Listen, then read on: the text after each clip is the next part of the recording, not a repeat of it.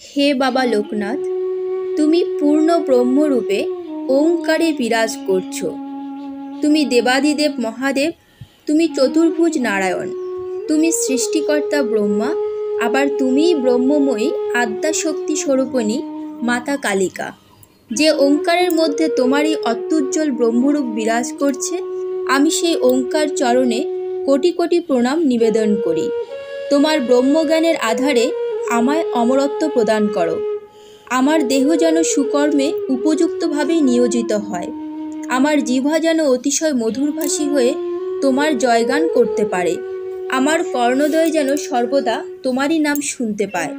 আমার চক্ষুদ্বয় যেন পরমেশ্বরকে দর্শনের জন্য উজ্জ্বল অন্তর্দৃষ্টি লাভ করে।